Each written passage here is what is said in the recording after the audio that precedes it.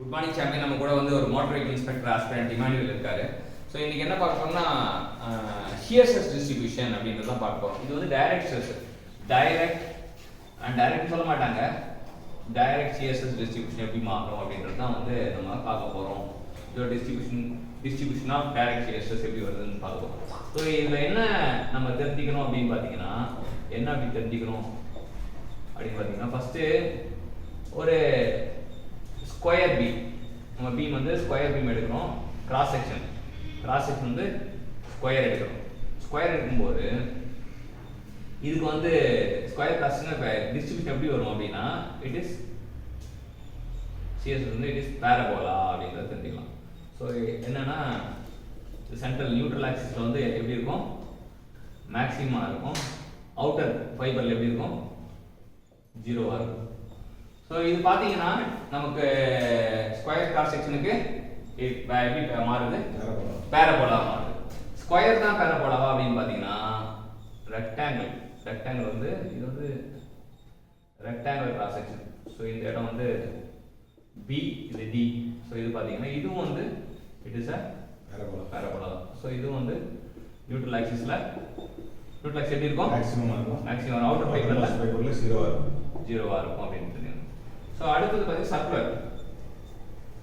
சர்க்குலருக்கும் it is a parabola. சர்க்குலருக்கும் it is a parabola. Neutral ஆக்சிஸ்ல maximum இருக்கும், outer most ஃபைபர்ல ஜீரோவா இருக்கும்.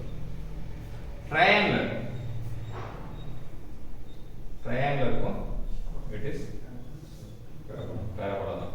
ஸோ எல்லாத்துக்குமே பேரபோலா தான் அப்படின்றத தெரிஞ்சுக்கலாம். அது வந்து நியூட்ரல் ஆக்சிஸ்ல மேக்ஸிமமா இருக்கும், அவுட்டர் மோஸ்ட் ஃபைபர்ல ஜீரோவா இருக்கும்.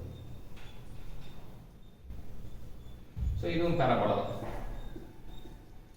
ஸோ இதெல்லாம் தெரிஞ்சுங்க. இப்போ இது யாரோட ஒப்பிட போறோம் அப்படின்னு பார்த்தீங்கன்னா, யாரோட ஒப்பிட போறோம்னா, இது பெண்டிங் மூமெண்ட் சப்ஜெக்ட் பண்ணும்போது பெண்டிங் ஸ்ட்ரெஸ் வந்து இட் வேரிஸ் லீனியர்லி. ஸோ அங்க பார்த்தீங்கன்னா நியூட்ரல் ஆக்சிஸ்ல ஜீரோவா இருக்கும், அவுட்டர் மோஸ்ட் ஃபைபர்ல மேக்ஸிமம். ஆமா. ஸோ இதுக்கும் அதுக்கும் இதுவா இருக்கும். அதே போல ட்விஸ்டிங் மூமெண்ட்டும் இட் வேரிஸ் லீனியர்லி. அங்கேயும் பார்த்தீங்கன்னா neutral axis zero, outer most fibre maximum. இங்க ட்விஸ்டிங் மூமெண்ட் வரும்போது இந்த ஷியர் ஸ்ட்ரெஸ் வந்து டார்ஷனல் ஷியர் ஸ்ட்ரெஸ், இது வந்து டைரக்ட் ஷியர் ஸ்ட்ரெஸ். இங்க இருக்க ஷியர் ஸ்ட்ரெஸ் வந்து it is a torsional shear stress. Twisting மூமெண்ட்னால உண்டாகிறது வந்து டார்ஷனல் ஷியர் ஸ்ட்ரெஸ். இது வந்து டிரான்ஸ்வர்ஸ் லோடால உண்டாகிறது வந்து இப்போ டைரக்ட் ஷியர் இப்படி இருக்குன்னா, ஸோ இப்படி போச்சுன்னா it will direct shear stress அப்படின்னு இருக்கும். ஸோ டைரக்ட் ஷியர் ஸ்ட்ரெஸ்னால வந்து மாறுறது பேரபோலிக் டிஸ்ட்ரிபியூஷன்.